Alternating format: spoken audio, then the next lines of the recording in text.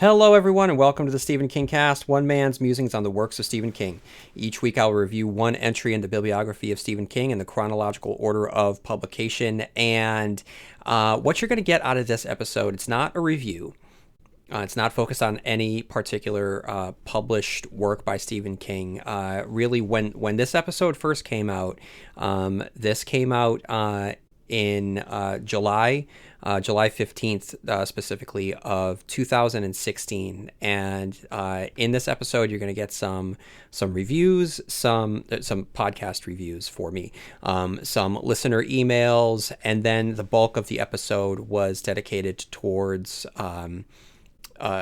news surrounding the, at the time, upcoming Dark Tower and It movies. Now, both of these are long in our rear view, going on 10 years. But at the time, this was just a series in episodes that I did where I was discussing news as it was coming out related to these two projects. So as we know, one was a major success and one was not. So unfortunately, the Dark Tower news, the Dark Tower movie didn't shape up. But in these episodes here, it's fun to get to hear me so enthusiastic about the possibilities of a Dark Tower movie, which I still hold a torch for, because at the time of this recording, Mike Flanagan is he is overseeing a Dark Tower adaptation for Amazon.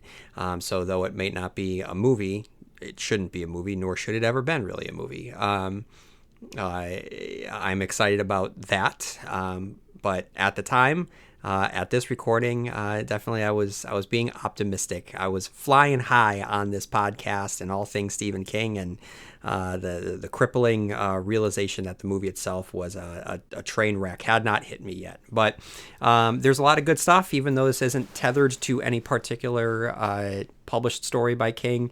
It is still fun to dive back and bounce around different time periods, like stepping through one of the doorways within Midworld. You never know what side you're gonna wind up in the whens and the wheres. In this particular case, step through this doorway and you will wind up on July 15th, 2016. So enjoy, everybody. Hello, everyone, and welcome to the Stephen King Cast, one man's musings on the works of Stephen King. Each week I'll review one entry in the bibliography of Stephen King in the chronological order of publication. And this week I was planning on reviewing the recent adaptation of Cell, starring John Cusack and Samuel L. Jackson. But I'm going to hold off on that. Hopefully I'll be able to record that in the next couple days and release it later in the week. But in the meantime, more importantly, what I want to do, I want to discuss all of the buzz that's been being generated around the filming of the Dark Tower, because some major bombs have been dropped recently. Now, I don't know if you follow me on Twitter or Instagram or Facebook, but over the last couple weeks, I have been posting articles and photos that have been taken at the filming locations of the Dark Tower and It. I'll talk about It a little bit. But over the last couple weeks, New York City saw Sony Production come in and do some filming there for the Dark Tower. So there have been a lot of incredible fan-captured images of Idris Elba as Roland, and Matthew McConaughey as the Man in Black, and Tom Taylor as Jake. And in these photos, not only do we get great look at the actors portraying these characters, but we also got some spoilers as to some possible events that will be taking place and what to expect in the movie. So it's just been very exciting, a very exciting time on social media for being a Stephen King fan. And then over the last couple days, Entertainment Weekly has been dropping some exclusive news items regarding the Dark Tower, which I've also posted on my Facebook and Twitter, and just incredible stuff, guys. I mean, this is a great time to be a Stephen King fan, a major time to be a Stephen King fan. I mean, remember, long-time listeners, when I sat down and decided to do the Stephen King cast, I talked about how when I was looking for Stephen King podcasts, I didn't really find that many, and I didn't feel as though he was in the cultural conversation as much as other authors, or as much as he had been when I was younger in the 80s and in the 90s. And then, I'm not saying that the Stephen King cast is responsible for this by any means of the imagination, but what I am saying is that he's back. I mean, he's back in the cultural conversation. This is big. I mean, the fact that Entertainment Weekly is publishing these and treating it like a big deal, and the fact that the latest issue of Entertainment Weekly has Idris Elba as Roland and Matthew McConaughey as the Man in Black on the cover. That's big. That's big. I mean, in a week where some big stuff is going on in entertainment right now as I record this, Star Wars is having the Star Wars celebration event. And they just released some Rogue One footage, which is great. And San Diego Comic-Con is next week. So, I mean, there's so much stuff that you could run, but they decided to run The Dark Tower. And that, to me, is just a sign that what they have seen is legit and has potential to be the next big thing. At least I hope that it is. And everything that I have seen kind of lets me believe that, yes, this does have potential to be something truly special. I know it's going to have its detractors. I know that purists won't be thrilled with what the movie is going to shape up to be. But I'm going to talk about that in more detail. In the meantime, there's a couple things. First, before I get into the Dark Tower and It movie news, what I want to do next and just read some listener emails, because I can't do it without you guys. And so up first we have TJ Tommy, who writes, here again with yet another long-winded email. First off, congrats on your daughter. Thank you, and she's right here with us, along with the two pugs. So the quartet is reunited. On the comic book front, at this time, May 3rd, 2016, they are adapting Susanna's entry into Midworld. I haven't picked up the first two issues of the arc Bitter Medicine yet. My proximity to an actual comic book store is a bit over 2 hours, so I usually wait until 3 or 4 issues are out. I recently finished an advanced reader's copy of Joe Hill's The Fireman. I work at an independent bookstore in upstate New York, Oblong Books and Music in Millerton, and we receive ARCs from publishers from all over. I'm sad to say that while the book started off strong, The Fireman slowly lost my interest after the first 300 pages. It's a long book, just under 800. I won't spoil it for you or any of your listeners who are interested in picking it up in May, but I struggled with Hill's overwriting, a weakness inherited from his father.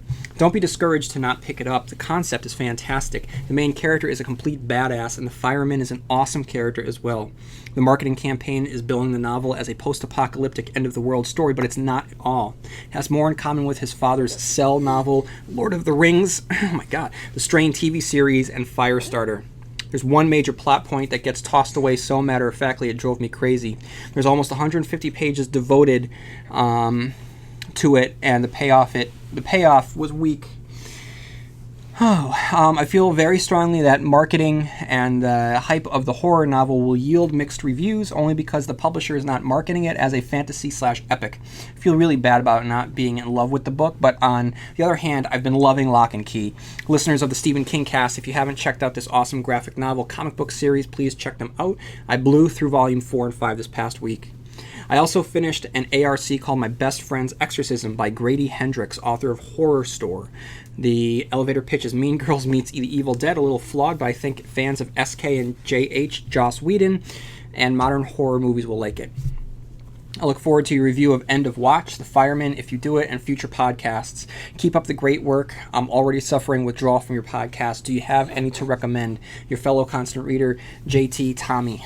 All right, so thank you for writing in. I'm going to get to the Fireman at some point. I just, right now what I'm doing in terms of my reading, I am just enjoying reading for the sake of reading and not a critical deep dive. I just finished, I'm catching up on some of Steve Alton's books. For those of you who don't know, Steve Alton is the guy's great. I mean, he, before the shark craze and the Sharknado and everything, he wrote a story in like 90-something, 99 maybe, called Meg, a novel of deep terror, which is just a great adventure adventure story involving a megalodon, and he's built a franchise out of it.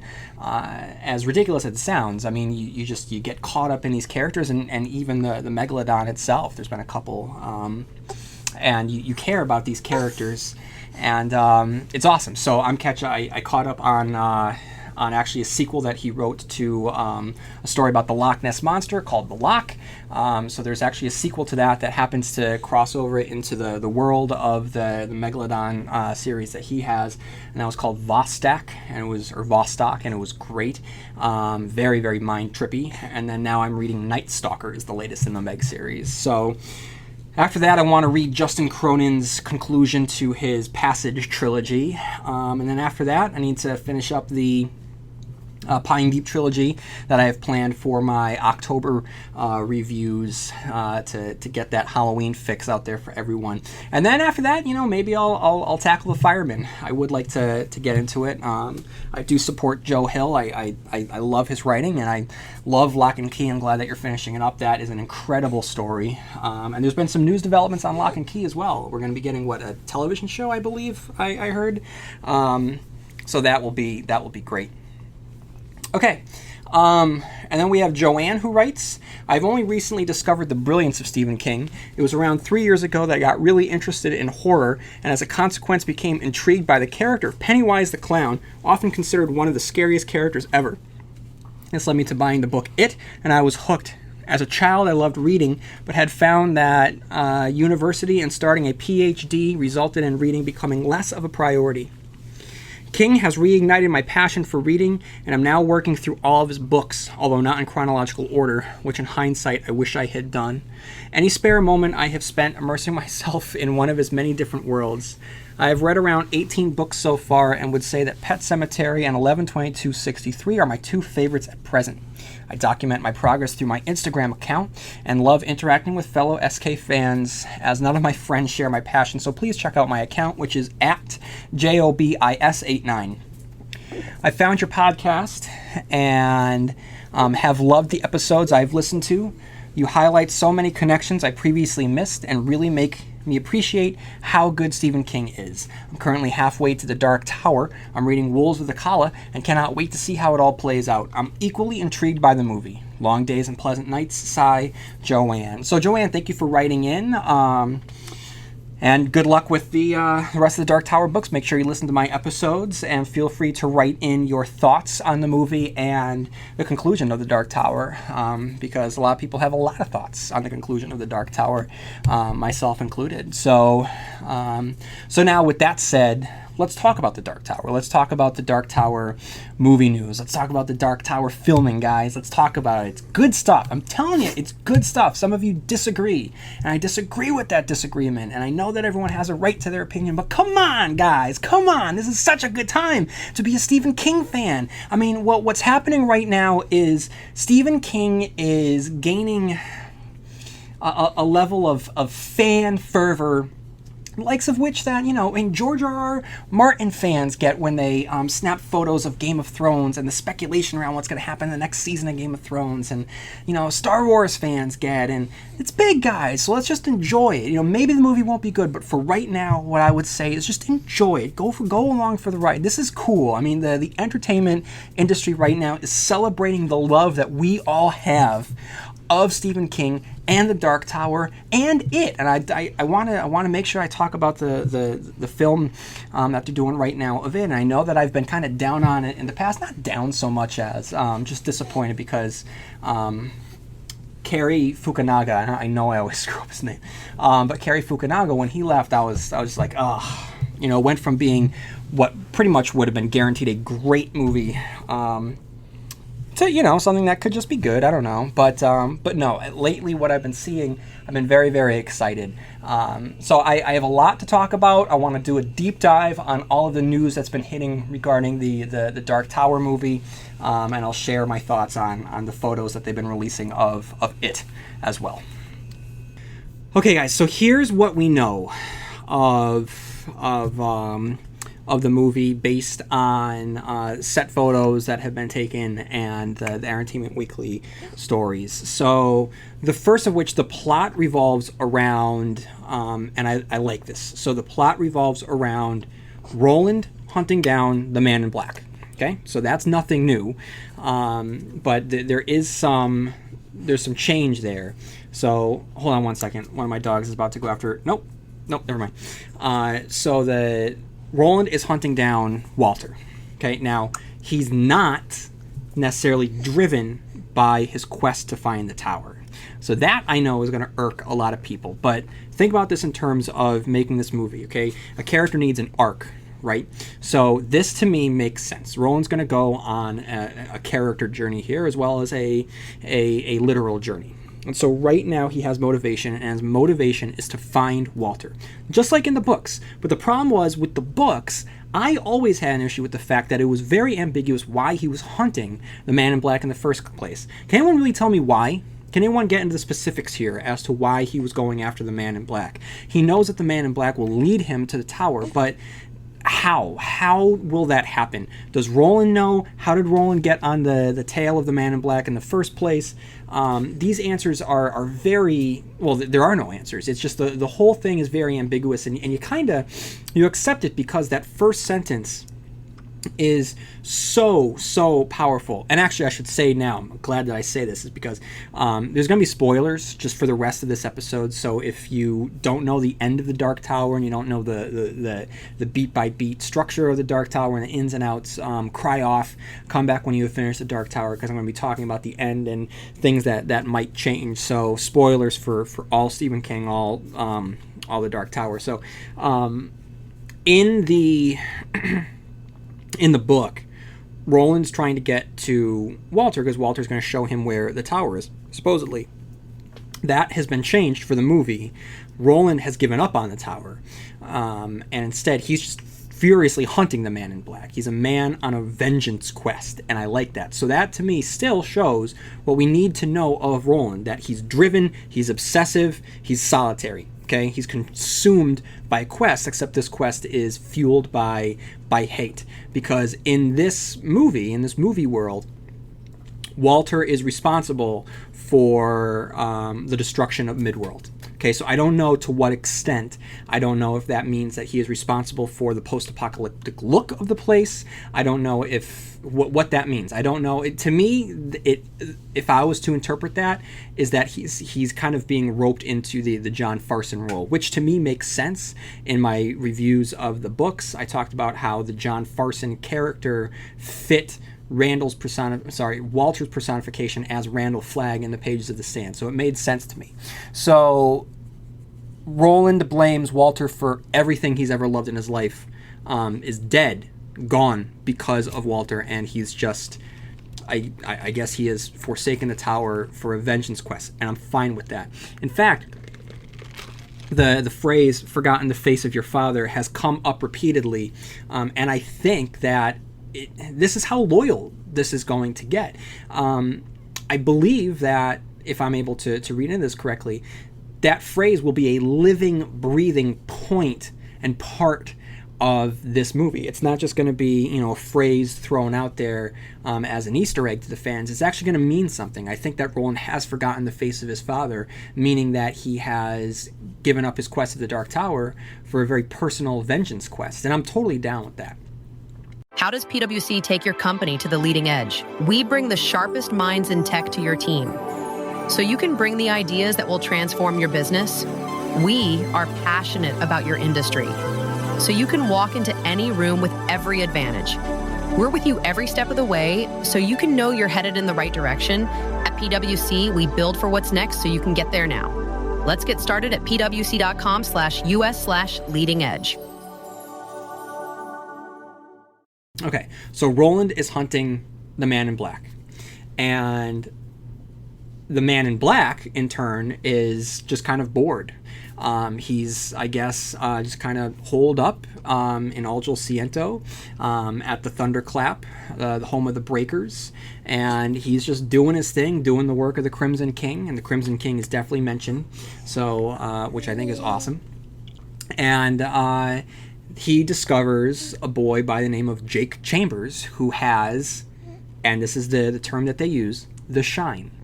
And he's a very, very powerful breaker. So all of a sudden, Walter gets very excited. He's like, hey, now I finally have something to do, because he's bored. And so he goes off in search of Jake, because he feels that Jake will really, really help bring about the destruction of the tower. Meanwhile, Jake in New York City has been having dreams and visions, because he has the shine of a tower in a field of roses and a rose and the gunslinger, and he knows that the gunslinger has given up his quest, and he knows he needs to get to the gunslinger. So what we have is Roland hunting Walter, Walter hunting Jake, Jake hunting Roland.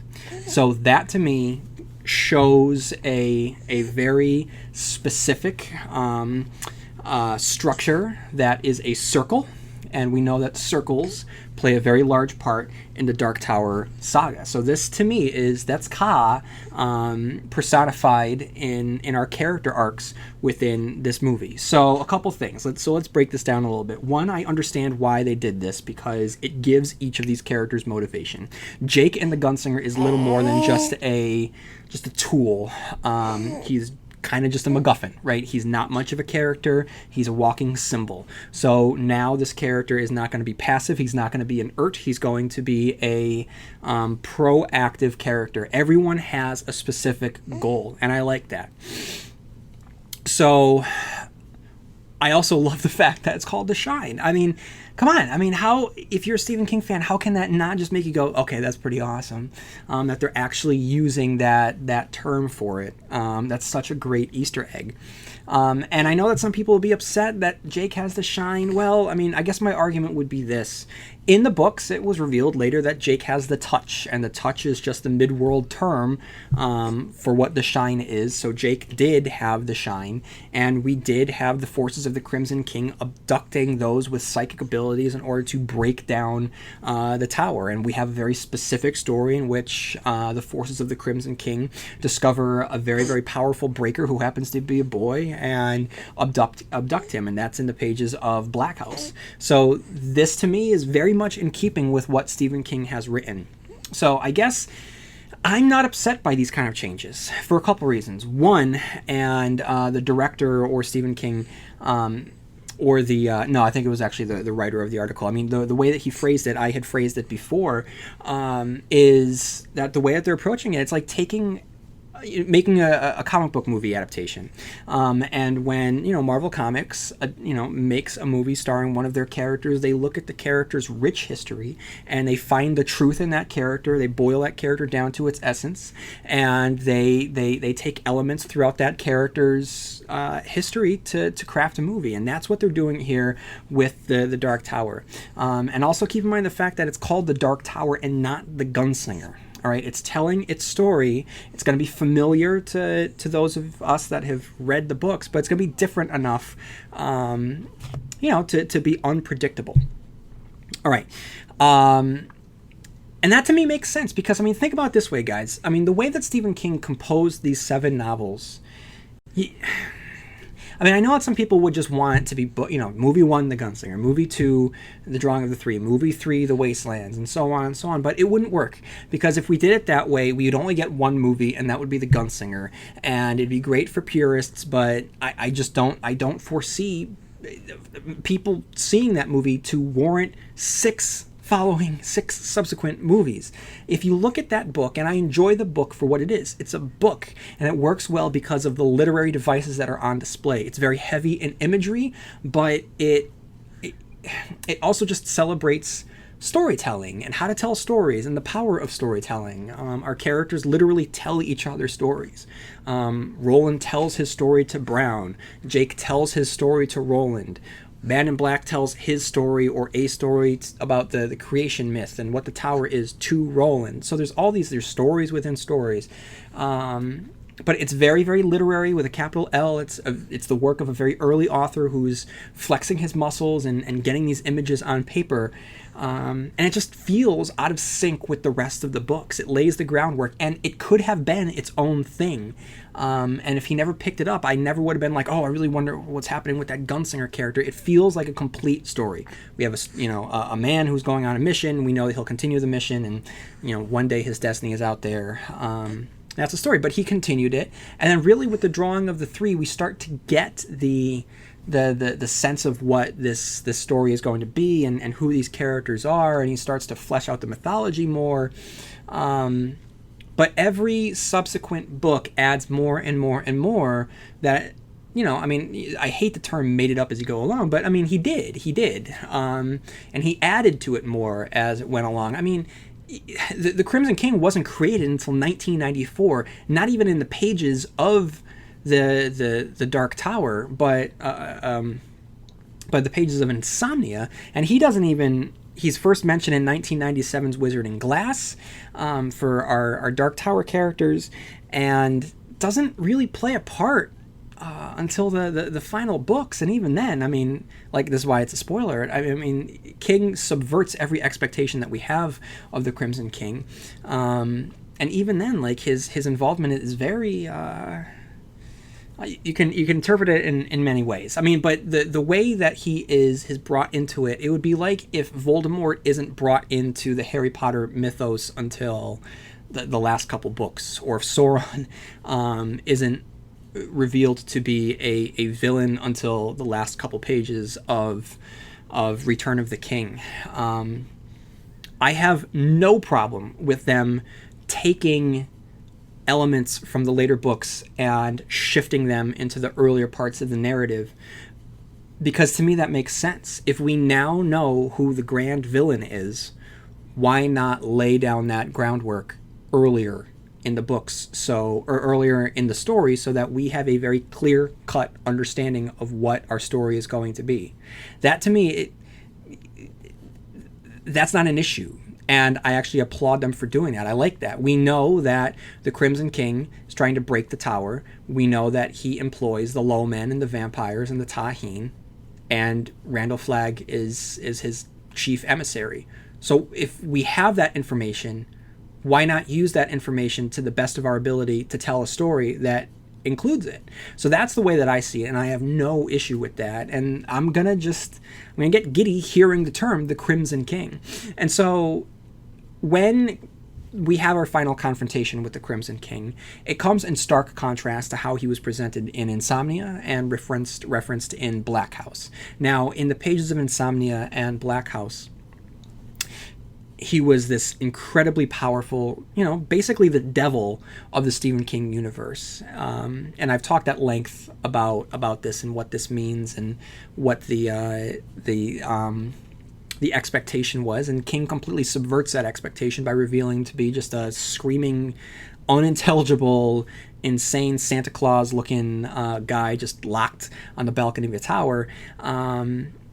And it's disappointing, but it's also purposefully disappointing. And it's King's commentary on the pathetic nature of evil. And he does that with Randall Flagg as well. I'll get to that in a little bit. But it looks like the movie's not going for that. It looks like the movie is really just playing into what the earlier impressions of the Crimson King was. And he's being referred to as a mad god that will reign over the darkness once the tower falls. And you know what? I'm fine with that. If we get an alternate version of what could have been, I'm fine with that. So I love the idea of seeing vampires and seeing low men early on in this first book. That to me is not a slap in the face of what Stephen King wrote. To me, it is not unfaithful. To me, it is being faithful because he's taking elements, Nikolai Arcel is, he's taking elements from the later portions of the books and just moving them around. I'm fine with that. And the reason why it works, and I talked about this, I believe, in the last episode, but this is big. This is huge. The Horn of Eld is in this. The Horn of Eld is not only an object that Roland carries with him, but it has been confirmed, guys. It has been confirmed from the director himself that the Horn of Eld is in this, and this serves as a sequel to the books. So take a moment and digest that. we've never seen this before, right? This is going to completely play off what we understand the books to have been. And by knowing that what Roland and Jake's journey had been the previous time around in previous incarnations, we're able to get these changes because the Horn of Eld, when the Dark Tower concluded, when Roland had the Horn of Eld, it suggested that there was the possibility of change. So we're getting these changes. And the thing is, with what we have seen in the Entertainment Weekly articles and what we have seen in the pictures taken on filming locations, we're seeing not new creations here or new locations. We're seeing locations that are very important to the Dark Tower mythology. They're just in this movie, which makes sense to me, and I like that. So, for instance, we know the Dixie Pig is in it. And I'm fine with that because I love the Dixie Pig. It's one of the King's strongest writing examples of writing, and it's a great inclusion of that horror element of the series, which will play off of his role in pop culture among the mass audiences. So to have the Dixie Pig in there makes perfect sense for me. I'm very, very happy that the Dixie Pig is in there. The Dutch Hill Mansion is in it, and that's going to be a doorway that Jake uses to get to Midworld, and I'm fine with that. And having the Thunderclap, the Devartoy in there, I'm fine with that as well. So I have no issue so far with the changes that they have made, because they're changing the story using elements from the story. So that, to me, it works. And this isn't supposed to be the exact adaptation. It's a continuation where it left off. So they really gave themselves an in-continuity tool to explain the changes to the continuity that are going to be coming up. So that's very, very clever, and I really applaud them for that, and they have my full support for what it's worth. I think that it allows for me to just really go in and see it in a new light, and so awesome. But just seeing the Crimson King symbol in these pictures, it's great, guys. You know, I mean, so there was a picture that was snapped on location of the exterior shot of the Dixie Pig in New York, and there's a pig on a skewer and the Crimson King sigil, and that's pretty awesome. That's really awesome. And actually around that, this is something that I did not expect. There's a scene apparently that takes place in the streets of New York, and it looks to be a gunfight between Roland and, I don't know, I feel like he exits the Dixie Pig, because he's around the Dixie Pig. There's shots of him with Jackie Earle Haley, who's playing Richard Sayre, who's kind of the chief lieutenant of the vampires, and kind of I think he runs things out of the Dixie Pig.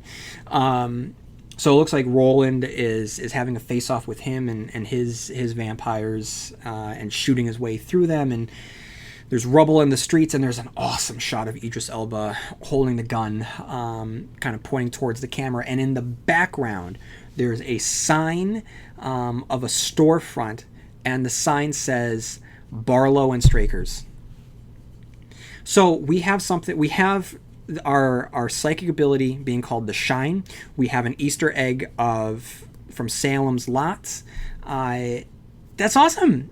I mean, this is the kind of stuff that's really getting me excited. I mean, that is fantastic. That's so cool. I got so pumped when I saw that, because it shows a level of commitment and understanding of these books that I haven't seen out of Stephen King adaptations before. It's being treated like it's a comic book movie, and they're slipping in these references, and just great. My only complaint really so far is that Sayre and the Low Men aren't wearing those garish costumes that they did in the books, the bright yellow blazers, and just how gaudy they looked. They look like your typical kind of just goth looking henchmen with the leather jackets, and they just look bad.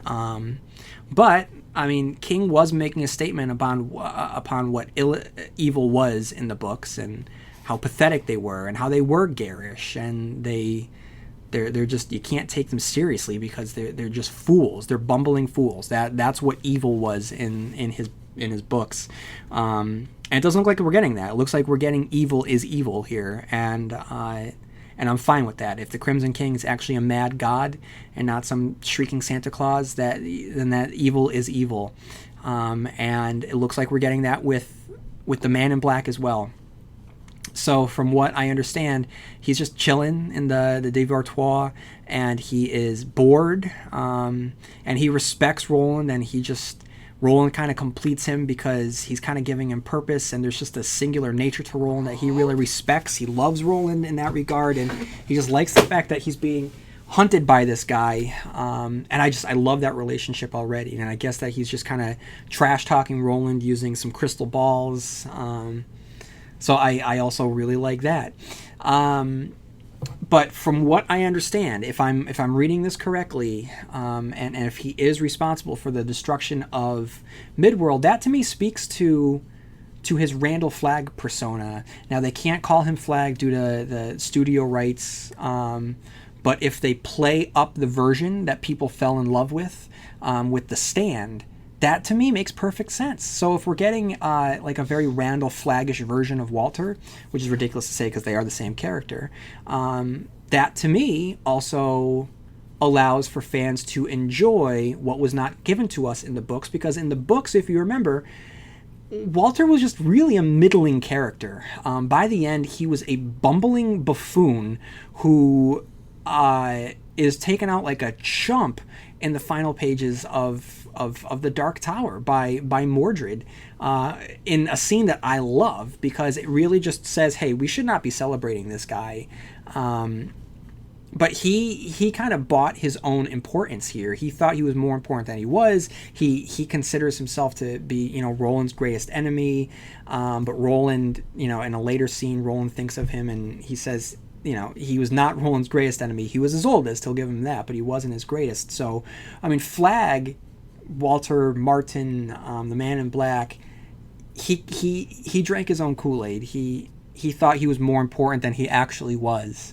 When he goes out by Mordred, I love that scene because we see him through Mordred's eyes, and Mordred is just thinking to himself, wow, this guy, he's an idiot. Like, he won't shut up. And Mordred just wants to eat him, but he's like, I'll let him talk for a while, see where this goes, and he's got just like the peanut butter on his teeth, and he's spitting crackers out of his mouth, and all the while he thinks he's so slick because he has that cap from the Black House to keep Mordred's thoughts out of his head, so he can't control them, but it's like broken and it's not working, and he's too dumb to realize, and he just goes out because he's an idiot. And I like that. I like that revelation in the books.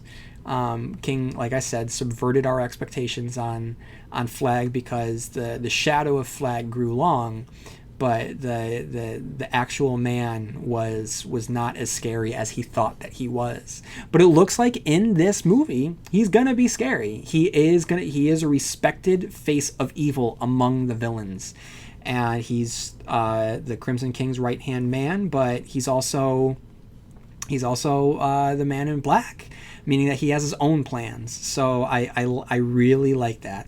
I'm very, very interested to see this because, he plays a pretty big part in The Gunslinger, but after that, he's not really a part of the books. So you're going to get Matthew McConaughey playing a very stylized and rewritten version of the Man in Black to fit the needs of a narrative, and to play the role of the villain that a lot of people wanted him to play in the books. So that, to me, if you were not happy with how he went out or his lack of involvement in the books, well, I think that this is going to kind of not fix, because I don't think there's anything wrong with that, but I think that's going to kind of fill that need and just tell a different version of that story where he is more of a threat in the story than he was in the books, which I'm totally after.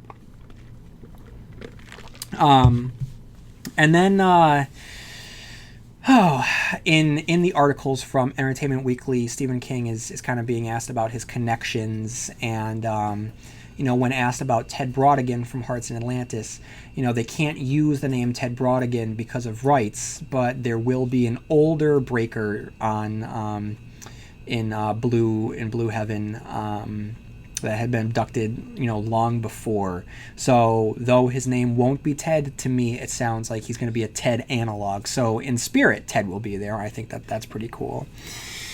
So there's definitely a lot to chew on, guys. This has been such a great time to be a Dark Tower fan because it's getting people like really pumped. I mean, I can't wait to see the Dutch Hill House. I can't wait to see the Dixie Pig. I can't wait to see Roland interact with Jake and Jake go hunting for Roland and, just Randall Flagg, Walter, Matthew McConaughey strutting around as the Man in Black. That's going to be great.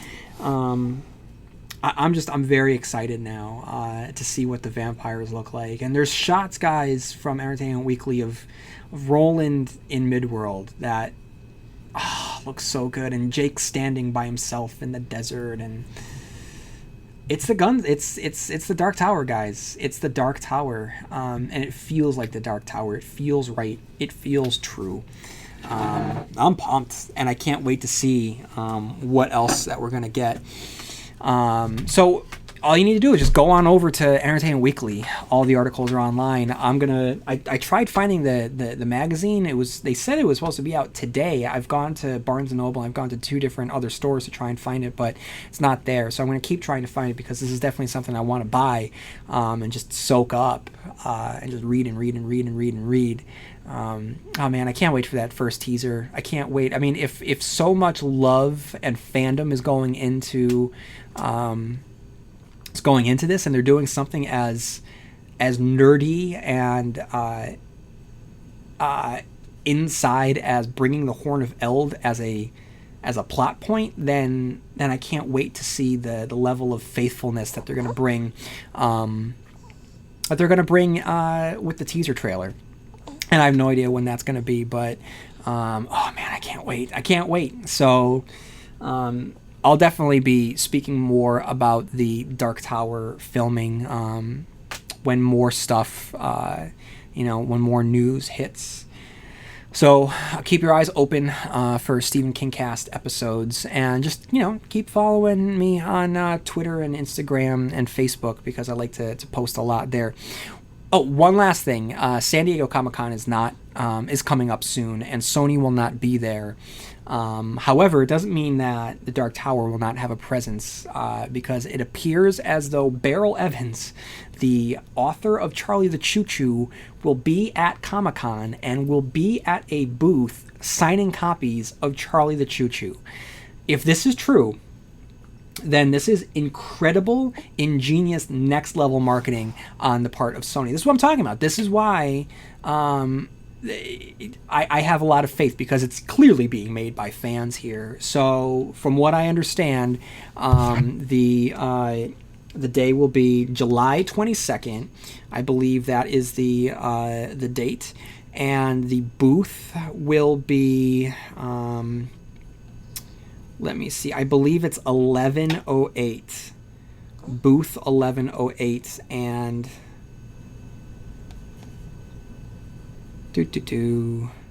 Yep. Oh no, sorry. So it's July 22nd, and the booth is 1128. And so if you're going to San Diego Comic-Con and you're going to be there on July 22nd, head on over to booth 1128, snap some photos, and see, talk to Beryl Evans, because that's pretty awesome. Okay, so not only are we getting a Dark Tower movie, guys, we're also getting It. We're getting a 2-part It movie as well, which I'm very excited about now, because they're filming in Canada, and the town that they're filming in, they are, they're aging it to 1989 for this first movie, which is going to take place in 1989 and tell the story of the kids. And in previous episodes, that I am totally fine with them changing the dates. So I don't want it to take place in 1958, and I don't want it to take place in 1985.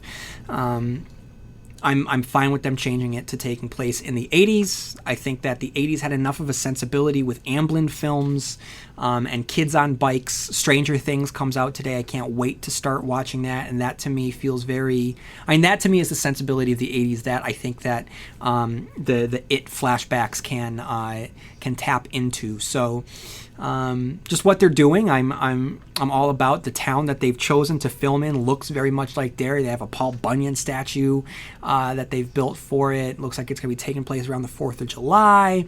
They have, the 80s cars there on set, and they have missing kid posters all over the place, which I think is a lot of fun. It's just a good way to get everyone to just really make that town start to come alive. So yeah, you know what? I'm pretty excited. I'm pretty excited about it. The director posted, just a picture of a missing girl flyer on a telephone pole, which just gave me goosebumps because it just felt so it. Okay, so remember me talking about how this is being treated like a big deal and why it's a good time to be a Stephen King fan? Well, I'm not lying here. Entertainment Weekly posted the first reveal of Bill Skarsgård as Pennywise, and the internet blew up. And it's a great picture. He looks creepy. Like his makeup seems to be cracking on his forehead, which to me speaks to the ancient aspects of his alien self, and it's a good look. I just think it's a really good look, and the rollout of it, the exclusive photo and the fervor that followed reminded me of when they released the first image of what Heath Ledger was going to look like as the Joker, and how creepy that looked, and it reminds me of that. And as we all know, that turned out pretty well. So I'm looking forward to seeing how this rollout of Pennywise, what he's going to look like. And you know me, you know how I feel about Pennywise, is that he should at first look very friendly and inviting. So, there has been some complaints online that he looks too malevolent right away. And I get that. Trust me, I get it. But as an image and as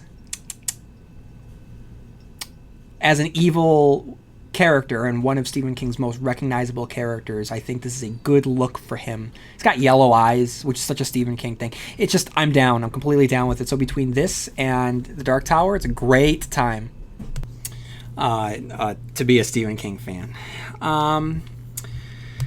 So, guys, I think that's all that I have for now. I would, if I were you and you're interested in, these movie news, make sure that you're checking out Lilia's Library at LILJAS-LIBAR. No, spelled library wrong. So it's LILJS-library.com. That's like the go-to source for Stephen King news. And make sure you keep your eyes tuned to both Entertainment Weekly and birthmoviesdeath.com. Birthmoviesdeath.com has been doing a fantastic job following all of this, all of the news, and keeping it up to date. And the person that's covering it, Scott Wampler, you can follow him at